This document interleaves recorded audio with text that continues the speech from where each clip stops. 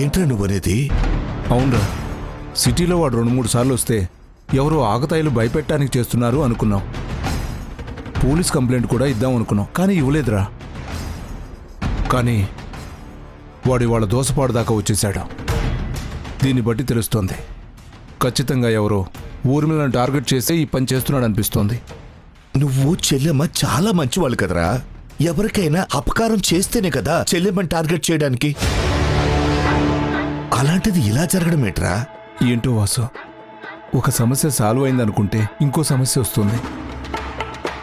మనశ్శాంతి మాత్రం ఉండటం లేదు. అసలు దీన్ని ఎలా తీసుకోవాలి, ఎవరిని నమ్మాలో ఎవరిని నమ్మకూడదో అర్థం కావట్లేదు వాసు. ఊర్మిళకి ఏమైనా అవుతుందేమో అని భయంగా ఉందిరా. ఏయ్, ఏంటా మాటలు? చూడు, నువ్వు అనవసరంగా భయపడకు. చెల్లెమ్మకి ఏమీ కాదు. అయినా కార్తీక్, భాను అక్కడే ఉన్నారుగా. వాళ్ళని దాటి చెల్లెమ్మ దగ్గరకు వచ్చే ధైర్యం ఎవరికుంటుంది చెప్పు? వాడికి ఈ విషయం తెలియదురా. ఊర్మిళనే చెప్పొద్దు అంది. సరే, ఓ పంచి. వాడేదో కాగితం మీద రాసి విసిరాడన్నావుగా, ఆ కాగితాలు ఉన్నాయా నీ దగ్గర? ఉన్నాయిరా. ఎందుకు? అయితే ఆ పేపర్స్ ఫోటో తీసి నాకు పంపించు. పోలీస్ డిపార్ట్మెంట్లో నాకు తెలిసిన వాళ్ళు ఉన్నారుగా. ఏ క్రిమినల్ హ్యాండ్ రైటింగ్తోనైనా మ్యాచ్ అవుతుందేమోనని చెక్ చేయమంటాను. దాన్ని బట్టి ఇదంతా ఎవరు చేస్తున్నారో మనకిట్టే అర్థమైపోతుంది. అప్పుడు ఆ క్రిమినల్ని మనం ఈజీగా పట్టేసుకోవచ్చు. ఆ పంచేరా, వాడినంత తేలిగ్గా వదలకూడదు. వాడు నా భార్య అంతూ చూస్తా అంటున్నాడు. నేను వాడంతూ చూడాలి. అవును, నువ్వు దోసపాడు వెళ్ళానంటున్నావుగా, ఆ పేపర్లు తీసుకెళ్ళావా? అవి నా ల్యాప్టాప్ బ్యాగ్లోనే ఉన్నాయిరా. ఇప్పుడే నీకు ఫోటోలు తీసి పంపిస్తాను. ఓకే, నేను చెక్ చేసి ఏ విషయం నీకు ఫోన్ చేస్తాను. నువ్వు ధైర్యంగా ఉండరా? ఓకేరా. ఇలా జరుగుతోందేంటి? ఫోన్ కట్ అయింది సార్. మనం చేయగానే లిఫ్ట్ చేయటానికి నా మేనకోళ్ళు జైల్లో లేదు, బయట ఉంది. అదేంటి సార్, బయట ఫ్రీనెస్ ఉంటుంది కదా అని అందరూ భ్రమపడతారు. కానీ బయటే 1000 కళ్ళు మననే కనిపెట్టుకుని ఉంటాయి. అక్కడ గోడలకి చెవులు కూడా ఉంటాయి. అదే ఈ జైల్లో అనుకో, ఈ గోడలకి చెవులుండవు. విశ్వాసం చూపించడానికి నీలాంటి వాళ్ళు ఉంటారు. అందుకే కదా ఫోన్ ఎత్తడానికి టైం పడుతుంది. సార్, ఫోన్ వచ్చింది సార్. హలో. ఏంటి మావయ్య, ఇంత పొద్దునే ఫోన్ చేసావు? మంచి పనికి ఆల్ ద బెస్ట్ చెప్పకపోయినా అది జరిగిపోతుందమ్మా.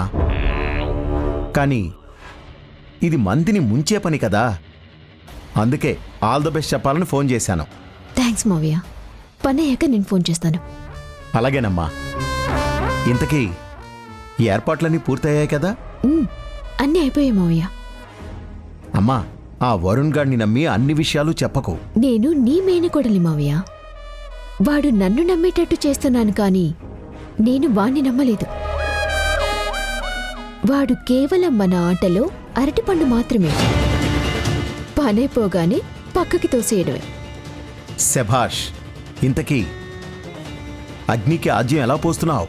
హోమగుండంలో పూర్ణాహుతి వేస్తారు కదా మావయ్య, అందులో ఉండవలసిన సామాన్తో పాటు గన్ పౌడర్ కూడా ఉంటుంది. ఆ పూర్ణాహుతికి ఆంటీ ఆవిరైపోతుంది. అదిరిందమ్మా. అసలు యుద్ధం చేసేటప్పుడు కాదమ్మా, యుద్ధానికి ప్లాన్ వేసేటప్పుడే ఉంటుంది మజా. దానిని కరెక్ట్గా అమలు చేస్తే విజయం మన కాళ్ళ దగ్గర ఉంటుంది. చితిమంటలు వాళ్ళకి, చిరునవ్వులు నీకు. సరే మావయ్య, ఉంటాను. నీ ఫోన్ కోసం వెయిట్ చేస్తూ ఉంటాను.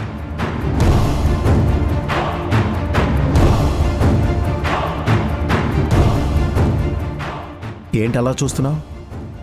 మీరు జైల్లో ఉన్నా బయటున్నా పెద్ద తేడా ఏం లేదు సార్. తెలిసింది కదా, ఈ విషయం బయటికి తెలిసిందే అనుకో. నా ప్లేస్లోకి ఇంకొకటి వస్తాడని తెలుసు సార్, అందుకే బయటపడదు. వెళ్ళు. గత వారం రోజులుగా వాడెవడో ఊర్మిళని బెదిరిస్తున్నాడు.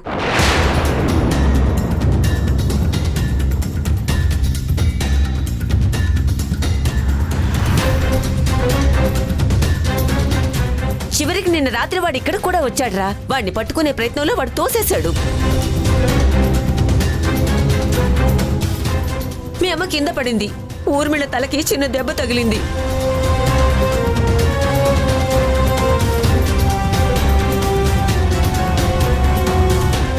ఎవడు బామ్మ వాడు?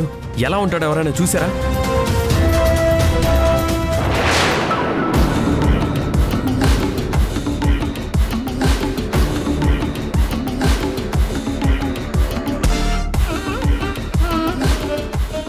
లేదు కార్తీక్, వాడు ముఖానికి మాస్క్ పెట్టుకొని వస్తున్నాడు, అందుకే వాడిని ఎవరూ గుర్తుపట్టలేకపోతున్నాం.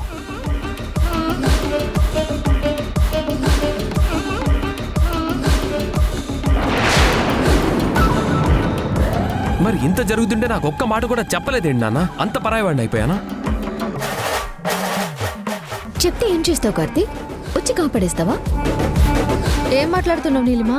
అత్తయ్య కల జరిగిందని ఆయన అంత బాధపడుతుంటే నువ్వు వెటకారంగా మాట్లాడతావేంటి?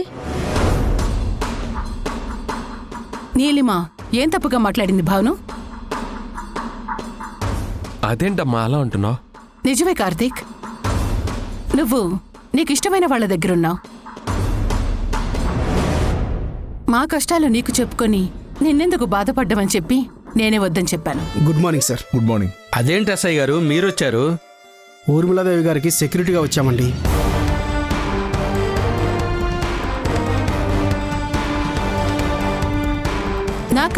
నాకు సెక్యూరిటీ ఎందుకు? నేనే అడగలేదే. వాసుదేవరావు గారు ఎస్పీ గారితో మాట్లాడారంట మేడం. మీకు సెక్యూరిటీ మని మాతో చెప్పారు. ఎందుకు? ఇక్కడ జరుగుతున్న విషయాలు వాసుకు నేనే చెప్పాను ఊర్మిళ. ఉండనీలే, మంచిదేగా. అంటే ఏంటండి? వాడెవడికో నేను భయపడాలా? భయపడుతున్నామని ఎందుకు అనుకోవాలమ్మా? మన జాగ్రత్తలో మనం ఉన్నాం అనుకోవచ్చు కదా.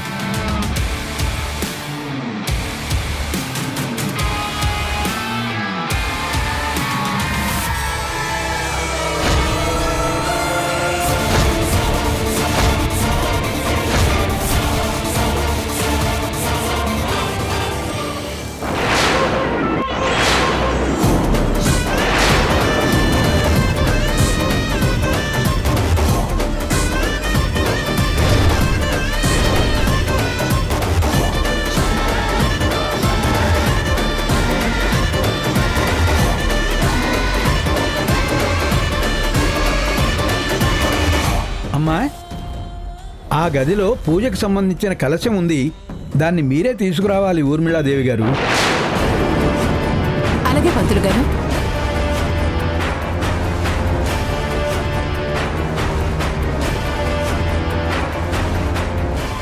ఒక్క నిమిషం అమ్మా. అమ్మా భానుమతి గారు, అది మీ చేతులతో మీ అత్తయ్య గారికి మీరు అందివ్వాలి.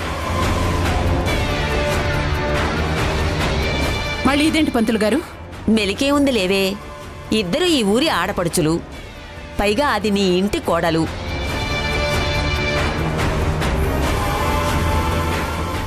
ఈ ఊరికి మంచి జరగడానికి మీరిద్దరూ మహాలక్ష్ముల్లా కనిపించారు, అందుకే అలా చెప్పారు పూజారి గారు. అవునమ్మా, కాదనకండి.